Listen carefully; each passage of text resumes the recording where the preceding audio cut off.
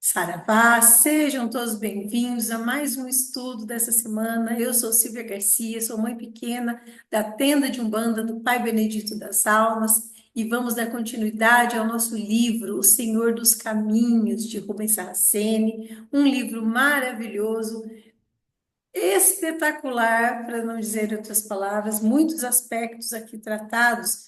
E aí, gente, eu quero deixar bem claro.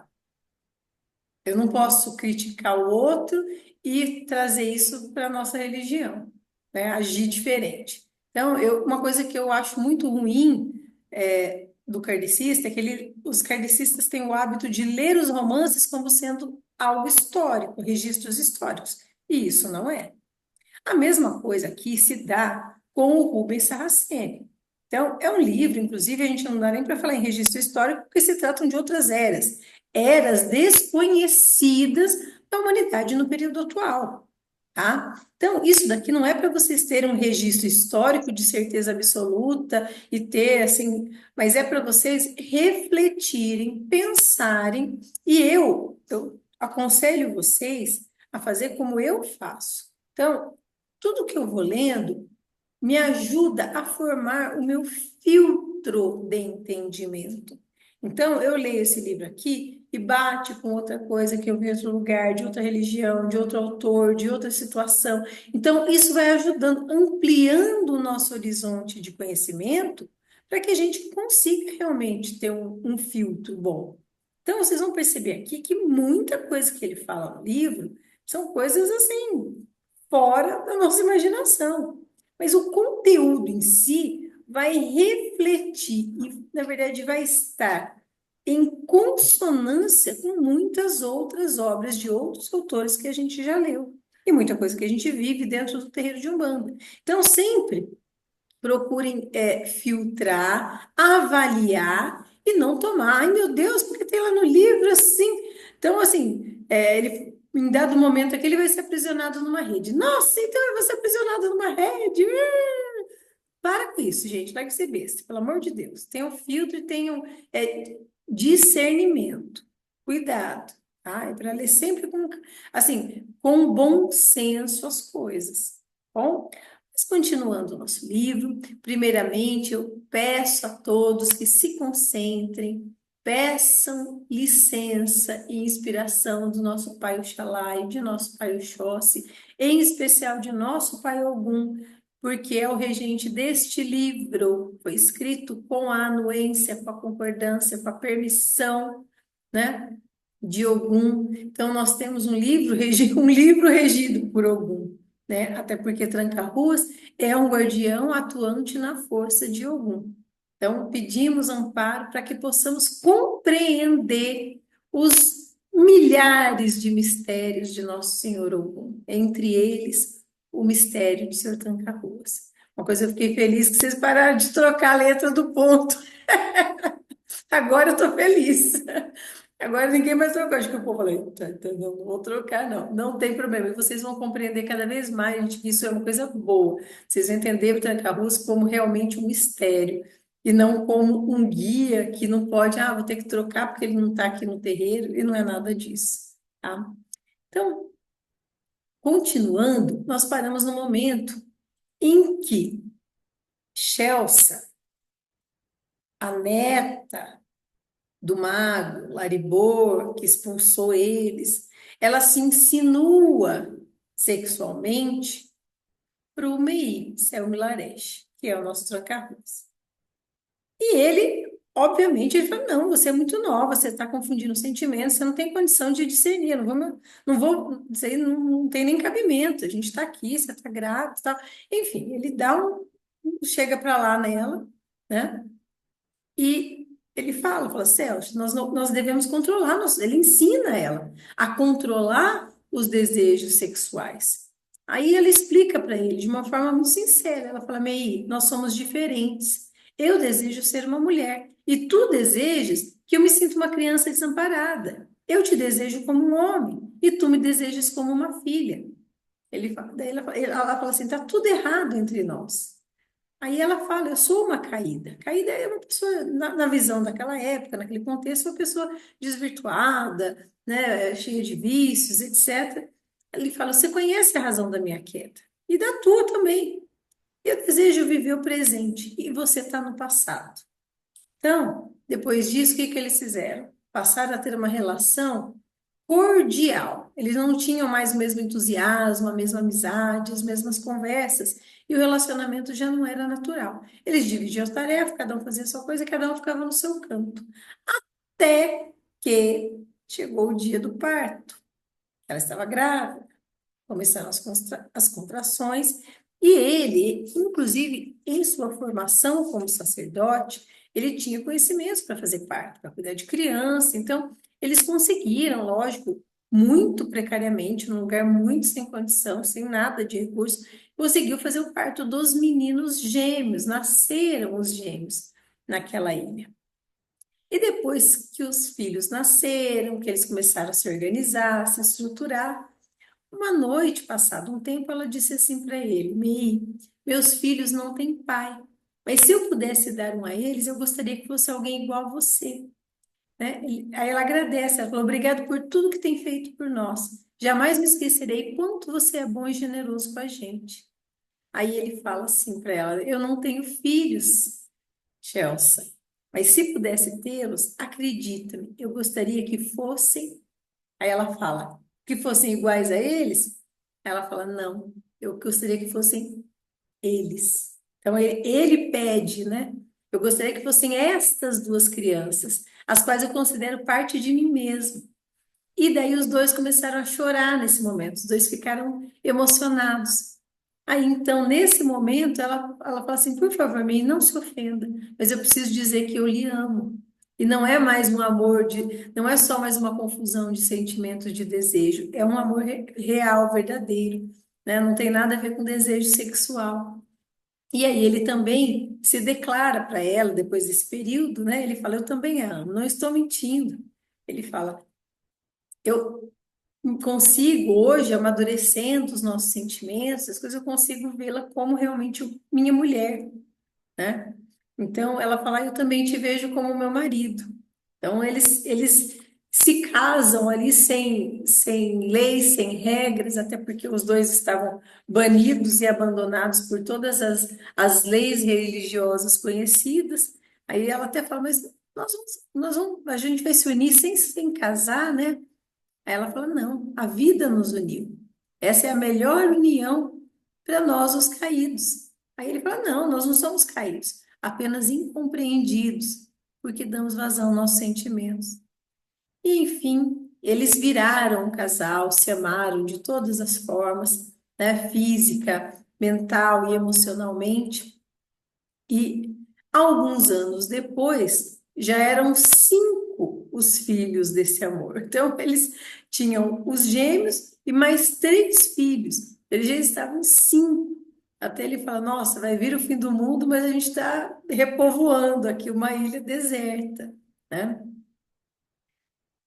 No outro capítulo, que é o Despertar de Mei, que vai ser iniciado, as coisas pareciam tranquilas, vão sofrendo reviravoltas. Quando a gente está falando de despertar de MEI, é despertar de um guardião. Em tese, gente, ele já era um MEI, graduado, preparado, iniciado, de acordo com as leis do templo em que ele vivia.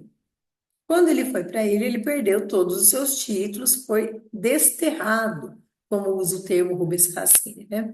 Ele foi desterrado e foi despido de todos os seus títulos. Mas o que que acontece? Gente, uma pessoa iniciada e uma pessoa que ela recebe a incumbência de cuidar de um mistério, esse mistério é muito além do aspecto religioso. Entendam isso, vejam isso como uma coisa que vai muito além de qualquer religião feita ou regrada pelos homens. Um guardião de um mistério de Deus, ele é quem ele é. Independente se eu for lá e rasgar o título, tirar as medalhas. Então, ele continuou dentro dele com os seus conhecimentos e tudo mais, ele continuou um MEI, ele continuou um guardião. E aí, 7 anos se passaram, né? Depois da chegada de Chelsea, e o casal já possuía 7 filhos. Gente, é muito filho. 7 filhos. Foi quando um dia aterrissou, lembra das naves, um único homem na ilha. E eles foram lá com certa desconfiança, né?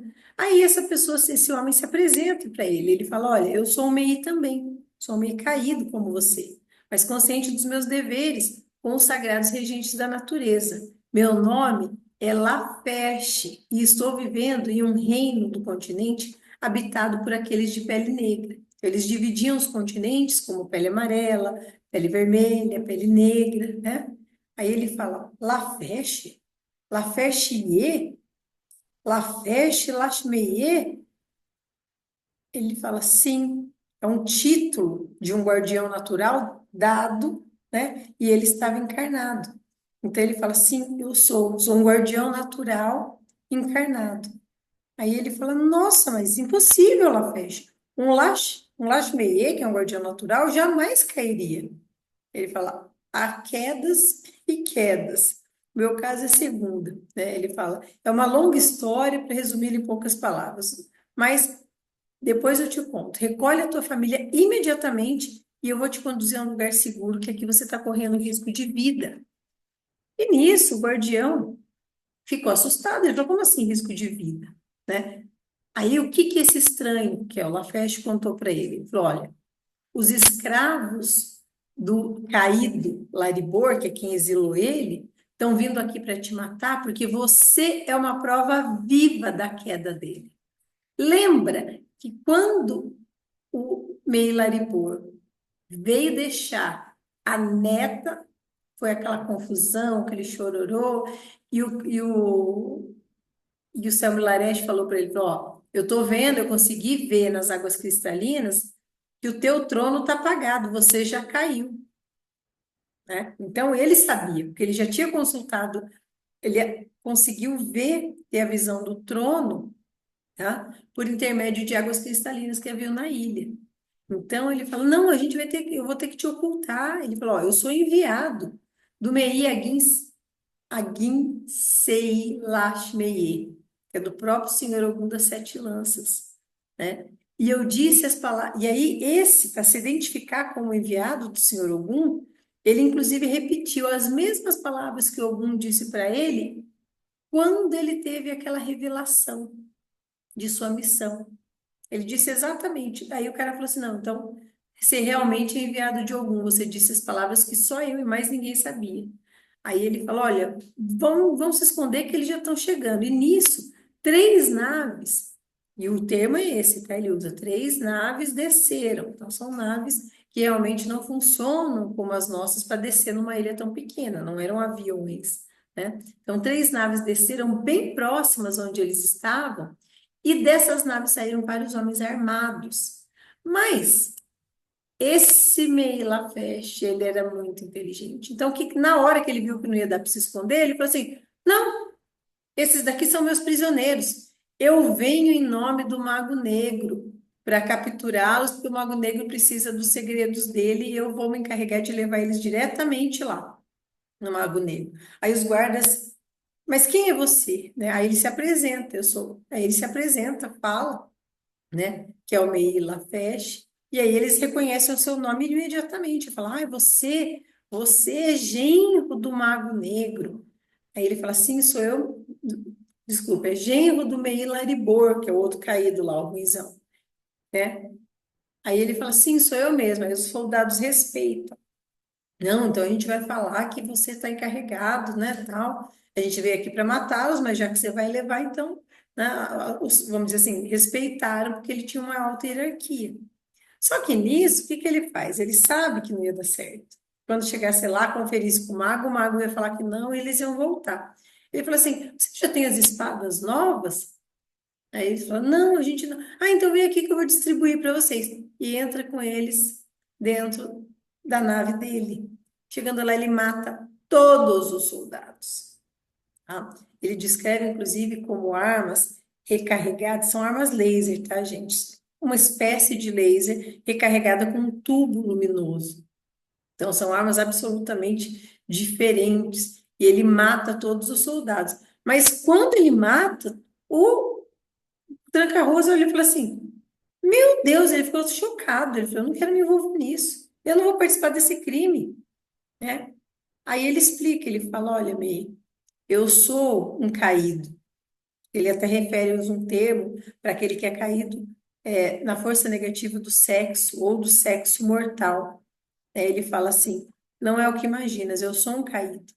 Também sou o que você disse, pois vivenciei em meu espírito todo o meu negativo para poder sobreviver em meio aos traidores, servos do mal.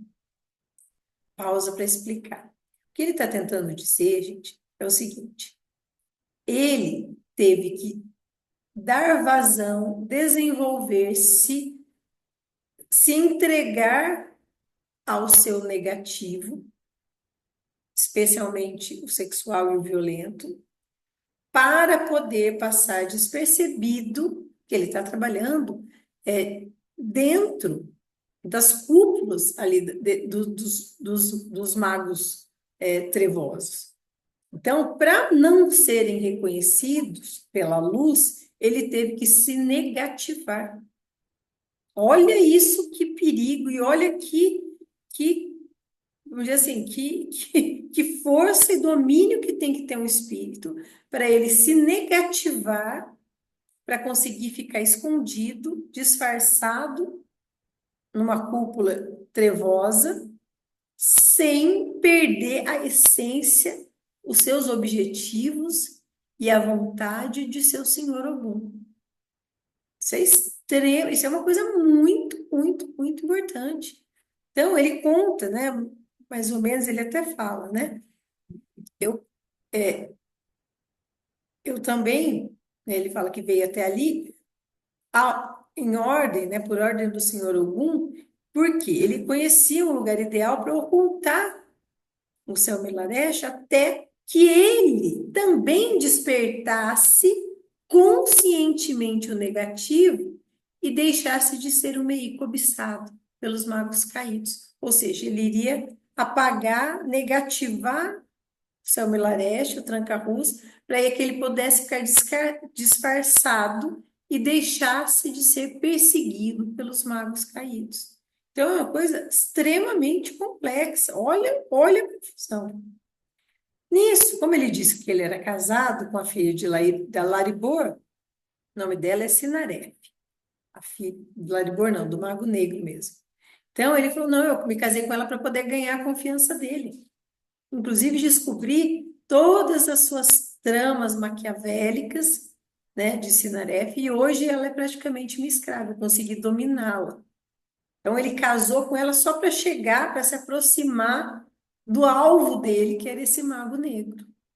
Olha, então, assim, ele não, literalmente não tem limites. Sabe aquele agente infiltrado da polícia, que pode fazer aí quase tudo, às vezes tudo, como a gente vê nos filmes, para conseguir ganhar a confiança da gangue, etc, etc.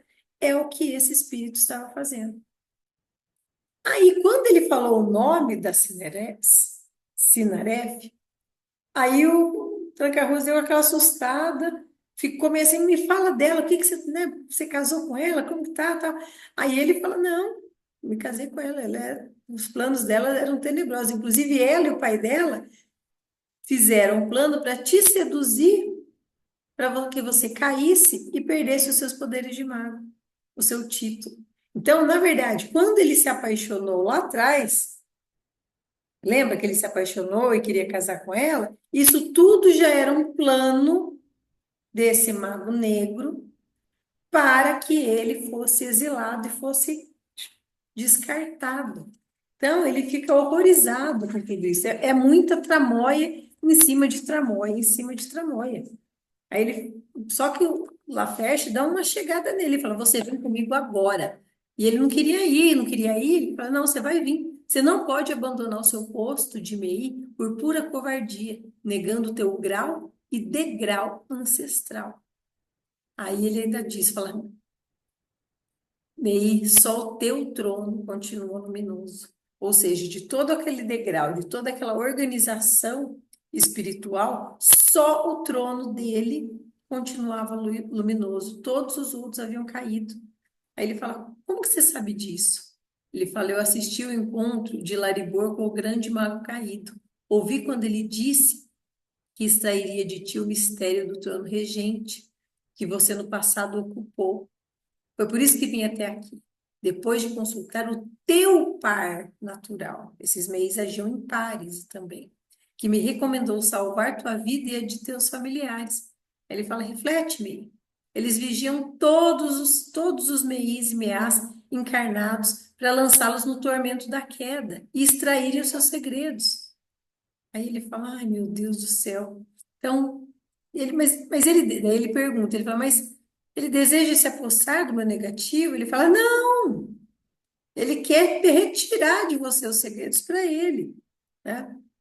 Enfim, ele fala assim, né? Aí nisso, o Tranca-Rua estava querendo, né? Não estava querendo ir com ele, pega uma arma de um soldado que estava no chão e tenta e aponta para ele. Aí o Lafayette fala assim: essa arma, só, você acha que eu ia deixar uma arma carregada aí? Essa arma não está carregada, não vai funcionar. Aí ele pega e devolve. Quando ele devolve a arma, o Lafayette pensa assim: meu Deus, como você é inocente. Vão te enganar muito. Eu estava mentindo. A arma está carregada, ele atira, né? Então, assim, para ver como que ele fala assim: Mei, você está aqui longe da humanidade há tanto tempo que você ficou muito inocente, você não sabe lidar com a mentira, com a ilusão, sabe assim, ele era muito, muito sincero. E isso, naquele contexto de guerra, praticamente, era muito ruim, porque ele seria enganado com muita facilidade, né? Aí, nisso ele fala: não, vou. Ele percebeu que o negócio era sério, inclusive ele estaria disposto a matar o Mei Selmy Laresh e os seus filhos para não deixar o segredo cair em mãos erradas. Aí eles foram. E foram nessa mesma nave, inclusive ele contou, quando ele falou de Celso, ele falou: Chelsea está aqui? Ela falou: tá, me casei com ela e temos 7 filhos. Aí ele fala: não, ela também é uma guardiã natural de um mistério, né? Está isolada aqui, mas ela também é uma guardiã como você. E isso ninguém sabia. Aí até que ele decide, com todas essas informações, ir nessa nave com esse estranho Lafayette, né? Que é uma figura assim, vocês vão ver durante o livro todo, é uma figura assim muito emblemática. E eles viajam nessa nave, em pouco tempo eles estão em um outro continente e num outro lugar, numa ilha também, um pouco maior, um lugar maior, em uma construção multimilenar abandonada. Pausa aí. Lembra que eu falei que a era anterior a deles era dos templos cristalinos?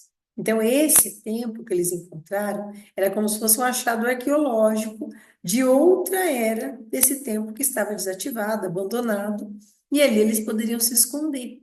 Só que ele fala assim: olha, eu vou te esconder vocês aqui, só que eu não posso ficar vindo muito aqui, porque eu estou sendo seguido, estou sendo vigiado e observado. Então, cada vez que eu venho para cá, eu coloco vocês em perigo, né? E nisso, ele deixa eles lá com um pouco de mantimento e volta um tempo depois, com mais mantimentos para eles suportarem o inverno, tá? E nesse meio tempo, quando ele ficou sozinho da ilha, quando ele volta, ele revela algumas coisas muito importantes, que agora que eu quero que vocês prestem atenção. Ele fala: Mei Laribor, que é o avô da Chelsea, ele fala: olha, ele está desesperado atrás de vocês, quer destruir vocês. Mas ele acha que quem salvou vocês foi o Mago Negro e o Mago Negro acha que foi ele. Então eles estão se matando lá sozinhos. Aí ele pergunta, ele fala: como está Laribor? Ele fala: nossa, Laribor está irreconhecível. Ele não aparenta mais de uns 40 anos de idade, meio. Ele fala: nossa, mas a última vez que eu o vi, ele apresentava uns 80 anos. Ele fala: eu já vi muitos velhos remoçarem até os 20 anos de idade. Ele fala: que loucura! Se isso for verdadeiro, contraria todas as leis da natureza. Por quê?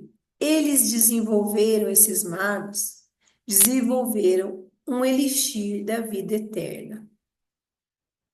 Morri, fala agora. Mãe, você está viajando na maionese, pelo amor de Deus. Você está achando que é o Paulo Coelho, que é o alquimista. Eu odeio, tá, gente? Sinto muito. Vocês estão achando que agora viajou mesmo. Mas assim, vou fazer vocês refletir. Eu estou falando de uma era muito lá atrás, desconhecida. E com esse elixir, que em que pese hoje, né, na nossa era, se tratar de uma lenda, muitas lendas existem sobre o tal do elixir da vida eterna. Em muitos povos antigos, em várias culturas, existe essa lenda do elixir da vida eterna. Então, busca-se muito isso, fala-se muito, né? Escreve-se ficções, mas nesse tempo isso era uma coisa real. Então, o grau de tecnologia desse povo, nós, no caso, nós lá atrás, nós que eu digo humanidade, era tão elevado que eles conseguiram desenvolver esse elixir da vida eterna. E, gente, para deixar vocês mais pensativos ainda, isso não é de todo impossível, tá? Existe, existe um outro livro do Saraceni que se chama A Princesa dos Encantos. Não é um livro exatamente, conta a história dessa pombagira. Não, tem nada a ver com, não é nada disso. É uma história, se passa aí, se eu não me engano, no ano de 800, 900, não me recordo mais a data. Sim, isso mesmo. E esse livro fala que essa princesa dos encantos, ela tinha uma forma de se manter jovem. Inclusive, no livro, ela fala várias vezes que ela está neste corpo dela há mais de 300 anos.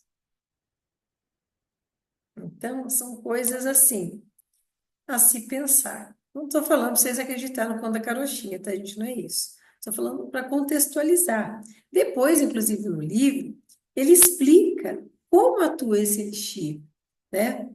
Ele fala que é um mistério. Quem fez isso, ele fala, conseguiu descobrir um mistério oculto pela lei maior, né?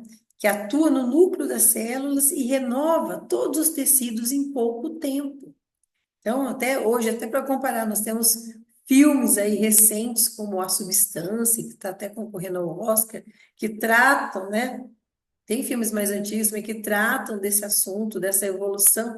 Então, creio eu que com o passar do tempo, não exatamente um elixir da vida eterna, mas as coisas vão evoluindo para uma longevidade maior. E se vocês pensarem, eu não sou de Bíblia, eu não conheço Bíblia, pelo amor de Deus, se eu estiver errada, vocês não me massacrem, porque eu sou péssima. Mas tem os personagens bíblicos de Matusalém, se eu não me engano, de Enoque, que viveram lá 800 anos, que viveram 600 anos. Então, assim, algo tem aí. Não estou dizendo que é exatamente assim, mas que tem alguma coisa, tem, tá? Passando essa parte, eles ficam lá horrorizados, ele fala assim, né? Porque se eles chegaram nesse ponto de criar um elixir da vida eterna, ele fala, algum maluco pode tentar, inclusive, novas formas de vida, achando-se superior ao divino Criador. Então o negócio vai ficando pior. Aí ele fala, por favor, Meir, junte-se a nós nessa luta. Aí ele, depois de ouvir tudo isso, ele fala, Lafayette, me dá um tempo para pensar. E aí ele se afasta, passa o dia, ele vai dormir. E quando ele dorme, ele tem um pesadelo muito, muito forte. Ele sonha, tá? Que ele se via como um MEI natural. Quando a gente fala aqui MEI natural, a gente é um guardião do reino dos encantados, tá? Um guardião daquele templo em que ele estava. Então, ele se viu no passado como um guardião natural e atuando naquele templo que era multimilenar. E aquilo, é como se ele fosse lembrando daquele templo em funcionamento. Quando ele acordou, ele falou assim, não, eu preciso explorar esse templo. foi lá, arrumou um monte de tochas e foi descendo. Cada dia ele descia um pouquinho, e explorando, e conforme ele ia explorando, ele começou a achar vários lugares, vários esconderijos, onde eles poderiam nunca ser encontrados. Eles, na verdade, a preocupação maior deles era se esconder. E com o passar do tempo, conforme ele ia dormindo, todas as noites ele foi tendo esses sonhos, né? Esses sonhos reveladores do seu passado. Então, vamos dar uma pausa agora para reiniciar, né? No momento, na parte 2.